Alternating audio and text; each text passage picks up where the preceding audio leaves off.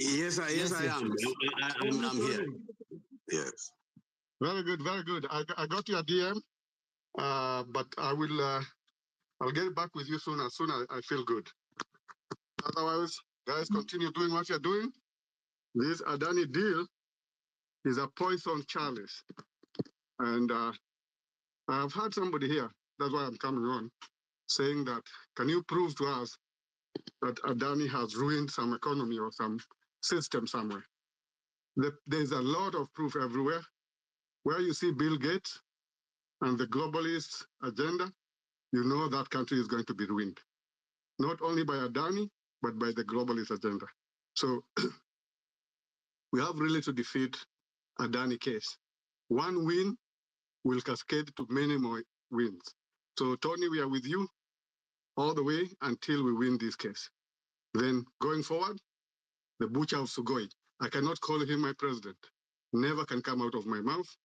That is the butcher of Sugoi, and he belongs to jail, first through Hague, and eventually I have a proposal for the movement that we are going to have to jail Ruto in Kenya, in Sugoi, where we will convert it to national prison for economic crime, and especially among presidents and ministers. And we can show Africa the way. Kenya But is... with the people umewapoteza. And that's it. So for me, with when it comes to people like that, I'm done. I'm done. When that's done, it's done. I don't think we should be given as much energy as we are doing here. Yes, kuna watu bado hawaja catch up, wajue what has happened. Juu he had made such an effect on people. Lakini they will catch up. Wata catch up, they will know. Sisi tunajua.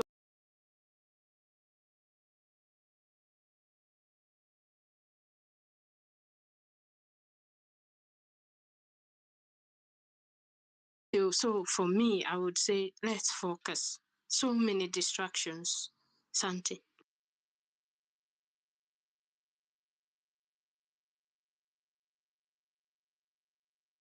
Yeah, alafu, another thing to kukwambia, wale watu ambao wanafikiria, we don't want these stocks of personalities.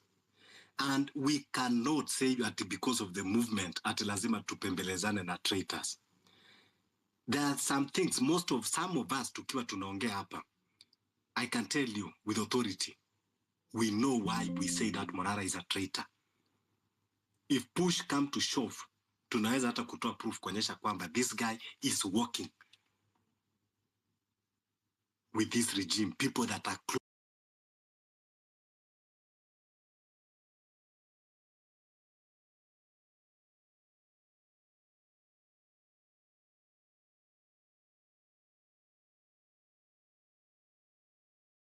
Tunapiga kelele za bure, itakuwa ni kama hatusaidiane. So hiyo ni maoni yangu kwa sasa. So nashukuru, but nimeuliza swali kuhusiana na hiyo kama ile hiyo part ya inject.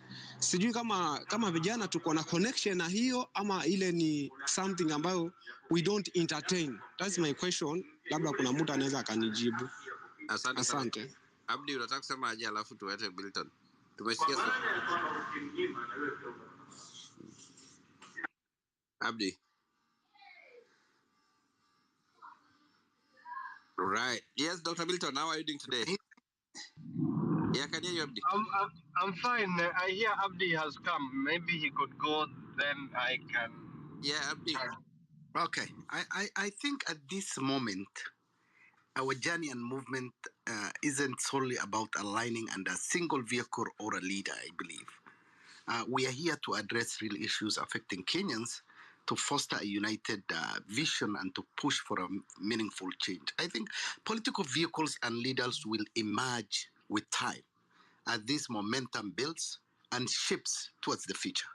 Right now, the focus is a collective action, engaging every voice, addressing the pressing needs facing our people. When time comes, we rally under a unified banner and leadership that truly represents our shared values and aspirations. Until then, I believe we keep organizing, we keep holding those in power accountable, and I think is a moment that is we are in the mix. There is so many things going on, but I think we'll, at certain point, I think we'll unite and certain leadership. But having said that, there is an issue of also of a leadership council coming up. I'll leave Dr. Milton to address and also give us a view on this. Thank you.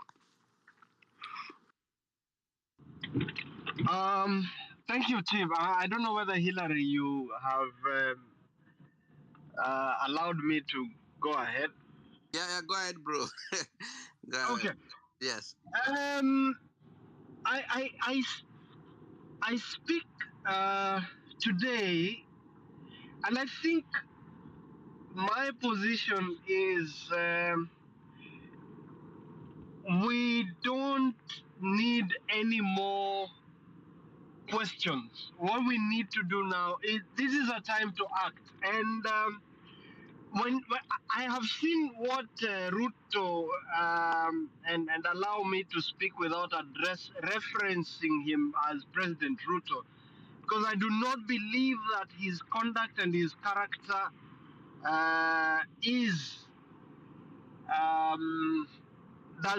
respectful of the position that he holds or the office that he's supposed to hold. So I have seen what he has said today, and he is resorting to the cheap populism and ethnic balkanization of the country, because he is now talking about how he has formed a government of everybody, and the people who are complaining as if they do not want a Turkana in government. That kind of gibberish doesn't have a place. So I think we are at a point where right now, and I want to agree with Abdi in saying that we do not need at this point in time to think or speak about political parties or any alignment in terms of who our leader will be or stuff like that. Right now, there is no poverty of political vehicles in Kenya. We have more than 100 political parties. We have, as many leaders as there are the few good people in Kenya who are left. So right now, this is a time to do two things. One, mobilize and take action. We must mobilize the country to take action. Because if we don't, the speed at which William Ruto and his cabal are taking over the country and holding everybody hostage is supersonic. And before we know it, we will have no place. So right now, I think I want to be very specific in terms of what I think we need to do. It is not a question of if. We should not fear anymore about being called or branded that we are propagandists or we are calling this or the other thing. Right now, pardon me, I'm having a bit of a flu. So the point that we must be able to make right now is, and as pressure point, Hillary, I want to call upon you, and please allow me to use this platform to tell Kenyans that now this is a time to recruit Kenyans who will stand up and fight for their right, exercise their political and constitutional rights as enshrined under Chapter 4 of our Constitution. This is a time we want to know from every single constituency, every single ward in our republic. We now need to caucus and find a way and say, this is what we are going to do.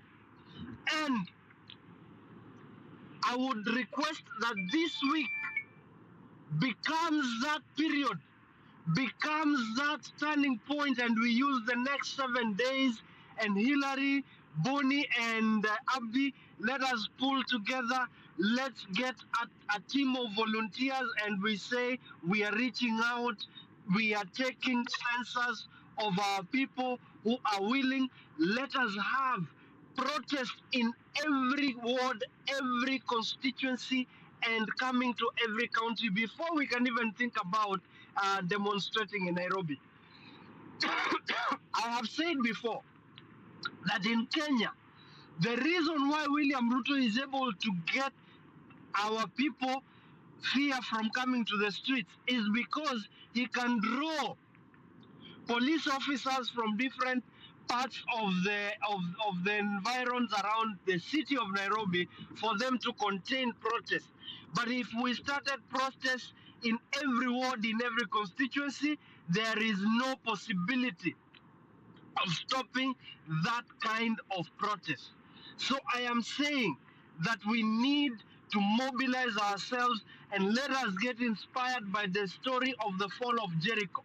I still believe that Kenya's redemption will happen as a Jericho moment from the Bible. We need to be inspired by that scripture in Joshua.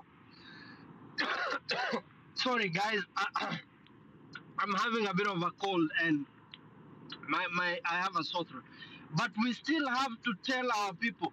So good people, I am asking, if you have information, if you have the capacity at the ward level, please reach out.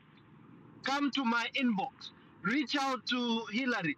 Reach out to Abdi. Let us start mobilizing and take action. And let us also reach out. Let us now begin to look for Tony Gashoka. Let us look for Wakili Ekuru. And everybody that has been speaking this message, Honorable Senator Okiya Omtata, let us reach out and say, guys, it cannot be business as usual. Number one. Number two, we need to put a team from this group, Hillary from this convention. Let us have people. Wanjiru talked about different sectors coming together and doing petitions. Let us identify professionals in the different sectors who is willing to take the next 1 or 2 days, craft a petition. Let us go through it. Let us put it out there for the people of Kenya to sign it, so that by the end of the week we have 10 different petitions touching on the different sectors of our economy, so that we have them signed. Once we have them signed, let us print them out. Let us, the judiciary should not have any time to rest. Parliament, let us do those petitions like what has happened this past week when Kenyans have jammed the Senate. Let us have those petitions going out. Let us have people at the lowest level mobilizing themselves. Tununulie, tutafute watu. Pale watu wetu wanakunywa chai. Tutume watu pale kwa those border sheds. Let's mobilize at that level, because that's where the pain is. I am telling you, today alone, I have counted just before I came online. More than 10 people are telling me they don't have food on the table. They don't have dinner. They are not talking about tomorrow. They're talking about now. Somebody is asking me, please, kiongozi nitumie 200. Mwingine ameniuliza nitumie 500. Last week, I have spent more than almost 10,000 shillings kusaidia mtu ambaye ananiambia amefutwa kazi because kampuni ilifunga. Mwingine anasema sijalipwa, nimefanya kazi for the last 3 months, we've not been paid. So what are we talking about? We need to start mobilizing. We can talk, we can mobilize politically, but where the shoe pinches the most is when people are unable to have a meal on the table. Please, good people, let us take action. It is time to mobilize. Hillary, Abdi, Mheshimiwa Neto, and everybody on this platform, let us come up with a strategy of mobilizing our people. Not to come out on the street, but to take those small initiatives that will stall operations in the country. And if possible, if you have any information that can help us to pile up pressure on this regime, please bring it. We have the platforms and we can be able to create that. Let us caucus using our different expertise. We have it. We don't need other people. I am extremely upset and at pains right now. Thank you. Thank you so much, Dr. Milton, and so sorry for the